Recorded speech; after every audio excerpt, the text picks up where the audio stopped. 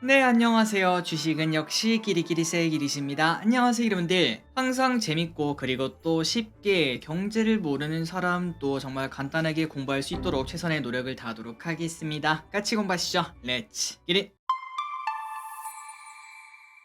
첫 번째 소식을 보도록 하겠습니다. 네, 이럴 줄 알았다. 어제 CPI 때문에 한국은 크게 하락을 했습니다. 여러분들 기억하실 거예요. 그런데 왠지 이러다 또 미국장 지 혼자 또 올라가는 거 아니야 라는 생각이 들었는데 진짜로 상승 마감했습니다. 게다가 이 와중에 뭐 엄청난 호재가 나타난 그런 것도 아니었는데 상승했다는 게 꽤나 큰 포인트라고 볼 수 있겠죠. 투자 심리가 나쁘지 않고 오히려 좋다, 이러한 증거가 될 수 있습니다. 다만 그 와중에 뭐 약간의 상승 포인트는 나왔습니다. 그게 뭔가 봤더니 바로 미국의 1월 소매 판매가 공개가 되었는데 예상보다 좋았다고 합니다. 그러니까 이제 사람들이 잠깐만, 미국은 이렇게 금리 인상을 해도 미국 경제는 강하다, 고용도 좋고 소매 판매도 좋고 이거 경기 침체 걱정할 때가 아닌 것 같아, 빨리 주식 사자, 이러한 얘기가 나왔다고 볼 수 있겠죠. 그래서 지금 미국에서는 우리나라에서 한 2년 전에 가장 유행했던 그 단어입니다. 포모 증후군. 참고로 포모 증후군은 내 옆에 있는 사람이 너도 나도 이거를 하고 있으니까 야, 내가 안 하면 나 뒤처질 것 같아, 이러한 뭔가 상대적 박탈감, 그러한 감정이 드는 건데요. 아마도 여러분들 기억나실 겁니다. 한 2년 전에 삼성전자 난리 났을 때 모든 사람들이 전부 다 삼성전자 사니까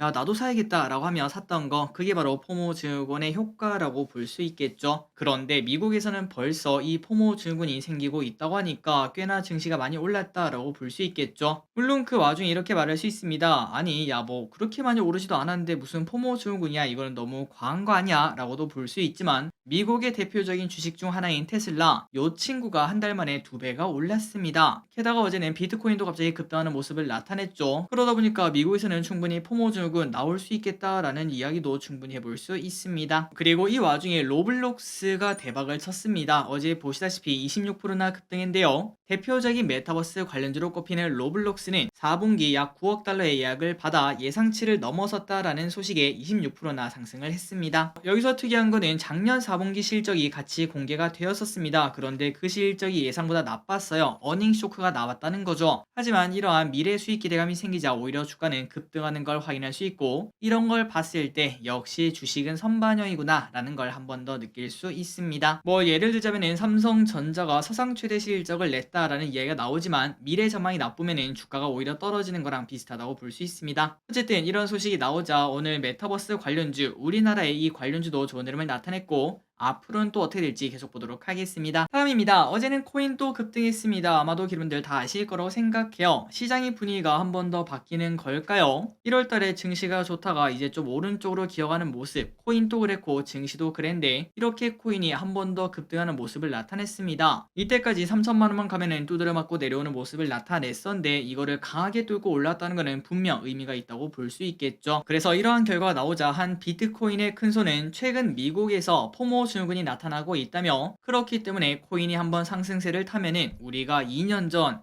야, 그때 얼마나 박탈감 많이 들었습니까? 코인 투자 안 하면은 바보다, 이런 소리까지 들었었는데 그러한 분위기가 이번에도 마련될 수 있다. 그렇다면은 또 지속적인 매수세가 나타날 수 있으며 그걸 노리고 들어오는 또 전 세계 자금이 들어오고 이런 선순환이라고 해야 될지 그런 순환이 나타날 수 있기 때문에 추가적인 상승이 충분히 가능하다, 이런 얘기도 했다고 합니다. 아마도 테슬라가 최근 들어 2배 오른 거 그거랑 비슷한 흐름이라고 말을 할 수 있겠죠. 그래서 정말 오랜만에 코인이 3천만 원 뚫고 올라가는 걸 확인할 수 있는데 과연 요 녀석 어디까지 올라갈지 아니면은 다시 또 그냥 바로 하향할지, 이런 부분을 우리가 관심 있게 보도록 하겠습니다.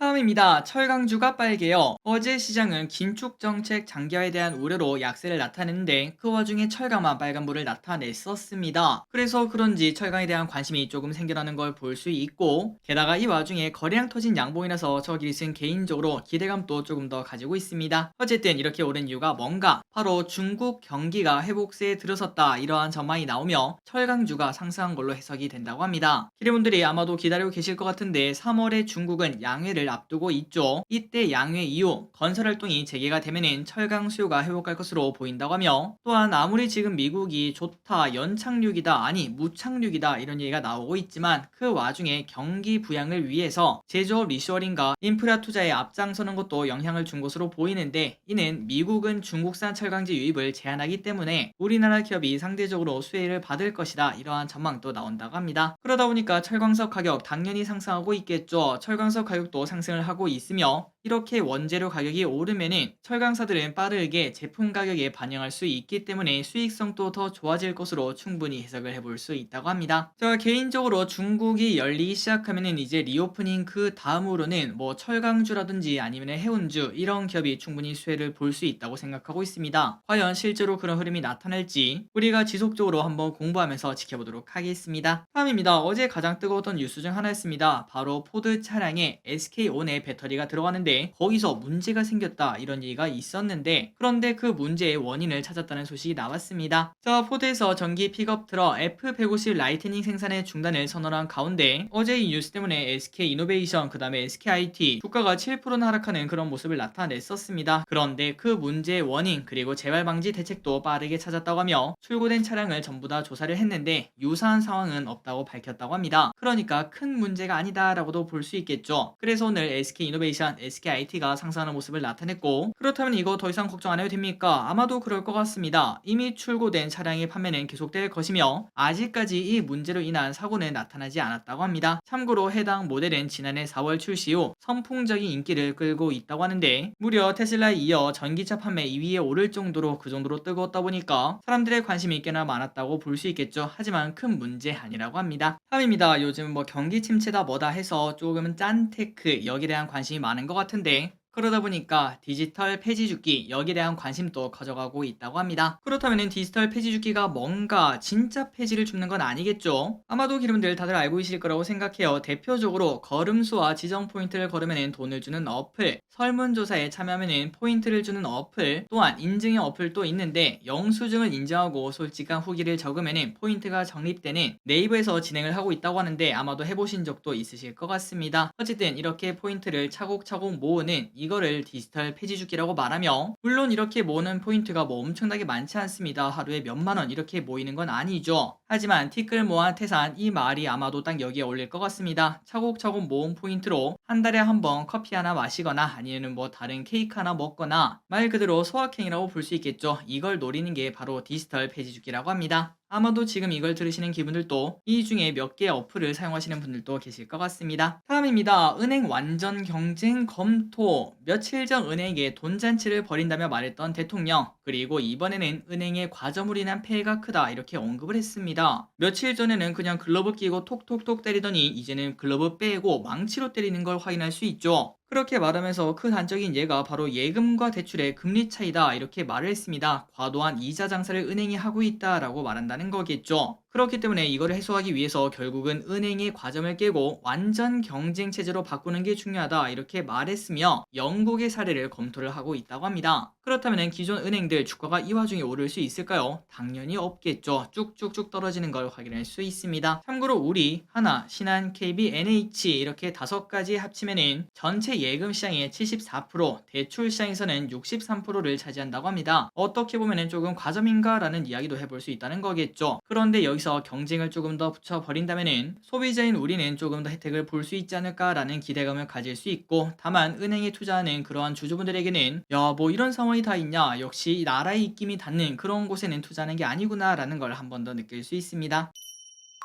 다음입니다. 이 와중에 집값이 바닥을 쳤나, 이러한 기대감이 나온다고 하는데요. 최근 일부 지역에서 부동산 거래가 올라오면서 바닥론이 나오고 있다고 합니다. 그러니까 우리가 주식에서도 바닥권에서 거래량이 터지면 그거는 저점의 신호다 이런 얘기가 있죠. 그거랑 마찬가지로 부동산도 그거 아니냐라는 이야기가 나온다고 하는데, 하지만 현재의 거래 증가는 저가, 급매 매물 이런 것들이 소화되는 것이기 때문에 아직까진 모른다라는 뷰도 있다고 합니다. 또한 서울에서도 아파트 매매 거래량이 증가를 하고 있지만 평년보다 턱없이 부족한 상황이라며 그냥 예전보다 증가한 거지 아직까지 뚜렷한 징표는 아니다 이러한 의견도 있고, 물론 주식도 그렇고 부동산도 그렇고 바닥을 우리가 알 수는 없겠죠. 그래서 수요자라면 바닥에 집중하지 말고 그냥 저가 매물을 중심으로 매수 여부를 결정 결정하는 게 가장 좋다라는 시각도 있다고 합니다. 다음입니다. 유럽 CRM의 기대감. 유럽의 IRA라고 할 수 있는 CRM의 핵심 원자재법, 이거의 수혜 기대감 때문일까요? 오늘 폐배터리주가 크게 상승하는 모습을 나타냈었습니다. 우리가 지난 주말에 한번 공부한 바 있었는데 CRM의 법안은 3월 14일 그때 발표될 예정으로 핵심 광물 원자재의 수급 안정을 위해서 중국, 러시아 의존도를 낮추는 게 목표라고 합니다. 그렇다면 이 원자재 의존도를 낮추려면 어떻게 될까요? 맞습니다. 일단 다른 나라에서 가져오는 게 중요하고, 그런데 중요한 거는